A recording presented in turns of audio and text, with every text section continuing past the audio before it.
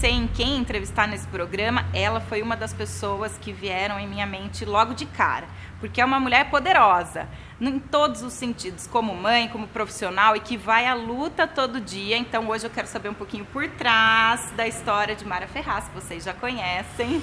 Obrigada, Mara, pela presença. Obrigada a você, me senti tão honrada quando você me convidou, estou tão feliz de estar aqui. É o seguinte, gente, a Mara estava me contando que ela começou na vida profissional dela com 14 anos. Conta essa história, Mara. Verdade, meu pai, a gente morava em Curitiba, meu pai estava passando por um momento difícil, e daí eu queria as minhas coisinhas, né? Uma escolinha particular de criança, eu batia lá e falei, tia, olha, eu gosto tanto de criança, né? Eu tô precisando tanto trabalhar. E ela falou, mas o que você acha que você pode fazer aqui? Eu falei, olha, eu gosto muito de criança, então assim, eu posso ajudar a dar o lanche, trocar a fralda dos pequenos, dar uma mamadeira, eu não sei, né? Eu faço qualquer coisa, e foi assim que eu comecei. Depois, Mara, como é que foi sua trajetória profissional aí? Depois, a minha mãe sempre teve boutique, sempre teve loja, eu trabalhei com ela uma época. Depois eu fui para o meu primeiro emprego de verdade, porque daí já estava dentro do meu curso. Eu fui fazer publicidade e fui trabalhar no Citibank, no departamento de marketing do Citibank. Dos 13 até os 18, eu gravava uns comerciais, ganhava uns cachês, isso me ajudava muito.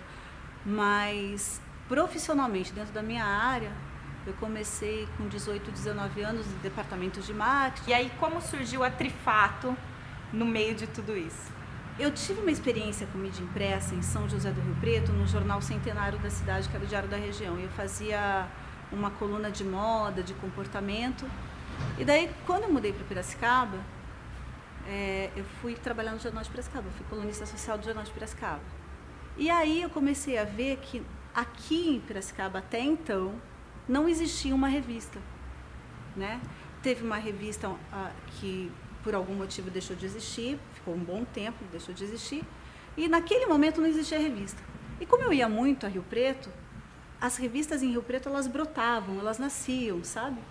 E daí eu falei, nossa, puxa vida, eu queria tanto montar uma revista em Piracicaba. E foi aí, então, procurando a Cris, procurando a Lu, a gente um dia sentou e eu quero um plano pequenininho, se tornou uma empresa, um grande plano. Conforme você vai contando sua história, a gente vai vendo que trabalhar ou ter uma carreira sempre foi uma opção para você, né? Na sua vida, em nenhum momento você pensou em não trabalhar, em ser dona de casa, enfim. Quando a gente fala que filho precisa de exemplo, né, ou que filho aprende com exemplo, é muito verdade. A minha mãe sempre foi muito independente, minha mãe sempre trabalhou muito. Minha mãe sempre trabalhou com moda, e o mercado de moda, ele é agitado. Eu sempre vi minha mãe trabalhando, né, e o meu pai também. Mas aquilo me dava a sensação de que, para eu ter a mesma independência, para eu ter minhas coisas, até em função das coisas, do que a gente passou em casa, participar dessa divisão de responsabilidades e vendo que a minha formação só me levava para isso, né, trabalhar, eu aprendi muito cedo que você tem que gostar muito do que você faz, porque daí você faz feliz, né? E felicidade não tem preço, né? Filhos felizes, pais felizes. É verdade. Pais infelizes, filhos infelizes. Como que é isso dentro da sua casa? Como foi isso quando você casou? Existia essa questão de somos parceiros, ou a sua posição é essa, a minha é aquela, dos filhos é aquela outra? Porque também tem muitas famílias que colocam os filhos num terceiro plano, né? Como que era isso para você? Lia, eu comecei a namorar o Vinícius muito cedo, eu tinha 18 anos. E em função do Vinícius fazer faculdade fora, ele fazia medicina fora, a gente só podia ficar juntos no final de semana. E para os meus pais terem tranquilidade, o Vinícius foi praticamente morar na minha casa.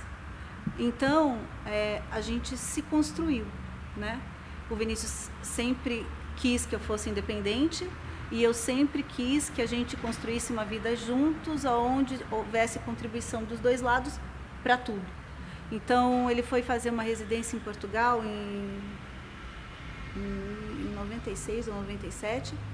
Daí a gente casou na igreja, tudo certinho, tal, que meu pai queria, minha mãe também, os pais dele. E daí eu fui embora para Portugal com ele. Parceria. A gente tem que saber a hora de dar o palco e de subir no palco, Legal. né? E daí eu saí da Globo para ir acompanhar o Vinícius em Portugal e a gente ficou lá um ano e pouquinho. Quando eu falava, né, para as pessoas que eu trabalhava aqui em Piracicaba e uma vez por semana eu ia para Rio Preto com 2 filhos bebês, botava os 2 no banco de trás, naquelas cadeirinhas. A gente dá conta de muita coisa. Mulher tem que ser muito corajosa. A bela recatada e do lar é uma opção. Os meus filhos têm muita sorte de eu não ser uma dona de casa, porque eu não tenho essa aptidão. Então não adianta eu querer fazer uma coisa que eu não sou boa para fazer, né? Agora tem gente que tem. Sim. Quando a gente fala de mulher no poder, das 100 maiores empresas da América Latina, metade dessas empresas estão no Brasil. 6,3% das mulheres ocupam lugar na diretoria das empresas.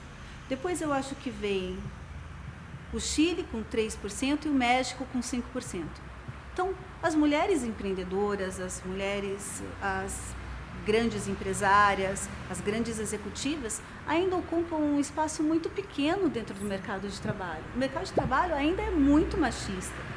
Ainda dá muito mais valor para o homem, dá muito mais emprego para o homem do que para a mulher. Então, para a gente sair de casa, para fazer qualquer coisa, a gente tem que ter muita coragem. Eu acho que a gente tem que daí conversar com o íntimo da gente e saber aonde é que a gente se encaixa no mundo. E você acha nessa questão de mercado de trabalho, né, que é machista, que ainda poucas mulheres ocupam esses cargos de liderança, como que a mulher tem que se posicionar, na sua opinião? Como você se posiciona? Credibilidade é uma coisa construída, né, Lia? Você vai conquistando, você vai construindo isso. O que a gente não pode fazer é interromper esse ciclo, né? A gente tem que sempre batalhar para essa credibilidade aumentar. E no fim das contas, o que te motiva? Hoje o que mais me motiva, sem dúvida nenhuma, é que eu tenho 2 filhos, né? Fiquei viúva, preciso fazer com que a minha família continue andando e eu descobri o que eu amo fazer. E como não usar o que eu descobri ao longo do tempo seria muito injusto comigo, né? Seria injusto com você, seria injusto com a minha mãe, com meu pai, que eu não dividisse aquilo que eu já aprendi. Como é injusto se você guardar tudo que você aprendeu até hoje só para você, né? A gente tem que dividir a receita, a gente tem que dividir o dinheiro, você ganha lá teu dinheiro, você enche a tua geladeira de comida e convida os amigos para comer, abre o vinho e convida todo mundo. A gente tem que dividir o que a gente aprendeu na escola, o que a gente aprendeu no trabalho, o que a gente aprendeu com um amigo que falou alguma coisa legal hoje. Dividir conhecimento é uma obrigação. Então eu descobri o que eu amo fazer e o que me motiva é querer continuar. Que bacana. Obrigada, Mara. Obrigada a você, adorei essa participação.